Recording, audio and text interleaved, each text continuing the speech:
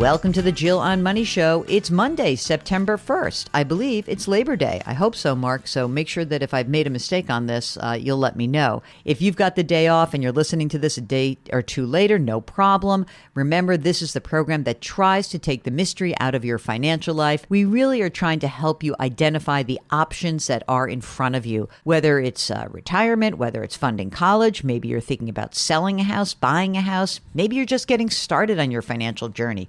Whatever it is, we are here to help. Both Mark and I are certified financial planners, and we love doing this. We love helping you get where you want to go, or at least figure out the different ways to get there. So if you've got a question, just go to jillonmoney.com. That's our website. Click the Contact Us button, write us that note, and if you'd like to join us on the air, check the box. Mark will do everything else. Hey, don't forget to sign up for the free weekly newsletter. Comes out every single Friday. Mark does a great job with that. Right now, let's talk to Ron, who joins us from the Midwest. My wife and I need to make a decision on her pension options. Okay. Let me Tell give us you a little. more. Well, I'm 58. My wife is 59. I make $125,000 a year, and I also draw a pension of $50,000 from a previous employer. Wow. My wife is currently collecting $6,500 a month on long-term disability. And as far as our retirement savings, we have about $260,000 in Roth accounts and about $2.2 million in traditional IRAs and 401ks. Holy smokes, you guys have saved a ton of money. Out of curiosity, since you have so much income right now, what do you need to live on? What's kind of your monthly nut? Probably about $11,000. And your wife is on long-term disability. Does she need care in the home? I'm just trying to get a sense of her condition and whether those costs of $11,000 a month could rise. No, she doesn't need care at this point. All right, good. On your $125 a year, are you currently maximizing your retirement contributions? No, I'm only doing the 4% to get the match because we've been keeping our withholding quite high to do Roth conversions on an annual basis. Oh, that's great. So do we have that? What's the choice on that's being presented to you?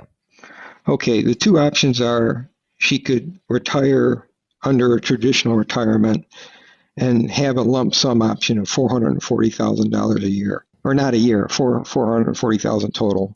Right. Her other option would be to retire under disability. She would continue to collect her $6,500 until age 65, and then at that time, she would have a pension of $2,400 a month, and it would pay me $1,500 a month if she died first. Okay, so there's a survivor benefit. Right. Okay, if she retired under and collecting her disability, right? If she made that election already and she died before she got to that, with the reduction at 65, what would happen to the $6,500 a month that she's currently getting? It would go away. Okay. And then would you have any benefit of hers or not? Yes, there would be a $1,500 a month. Okay, so that would be it. Okay. And what about your plans for your own retirement? What are you thinking? Well, I'm thinking probably around 60. If you were to look at your own Social Security benefit, what would that be? $2,900 at full retirement age and $3,600 at age 70.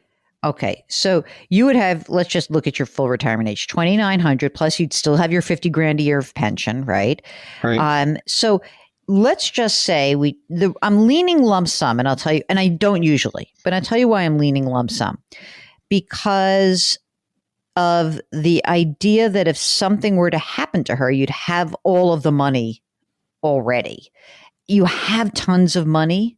And I think you probably, because you personally have your pension, you would get, if something did happen to her, you would have, you'd have your pension, you'd have your Social Security benefit, and you'd have all this money.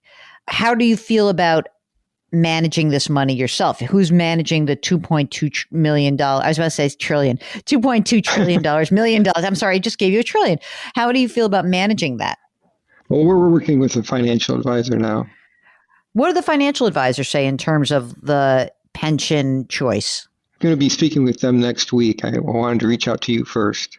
So this was pointed out to us where I used to always lean to pension.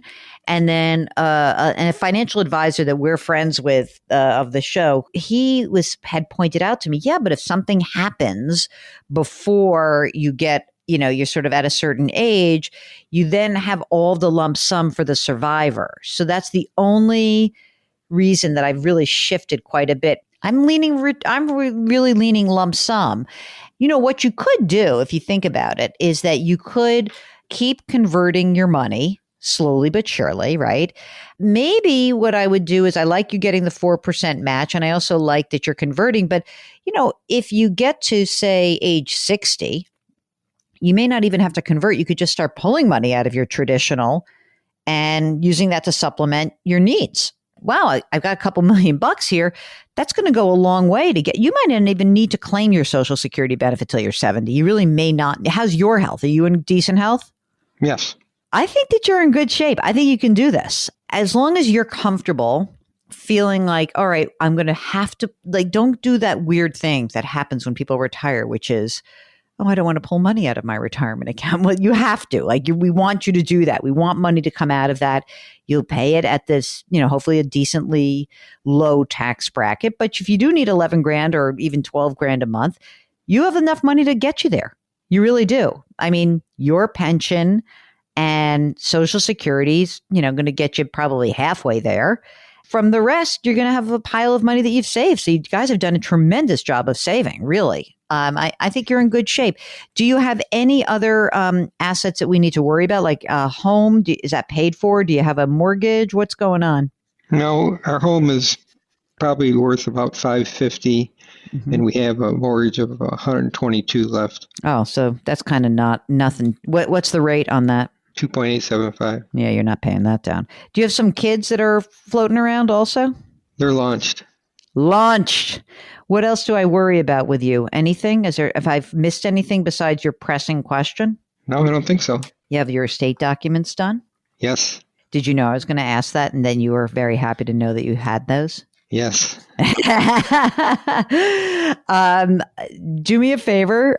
When you talk to your financial advisor, if they come up with something different, let us know. I'd be interested in that, because maybe I don't want to necessarily think I'm the only voice here. So maybe there's a different way. If they say, oh, no, you should definitely take the pension, I'd love to hear from them about that. Okay.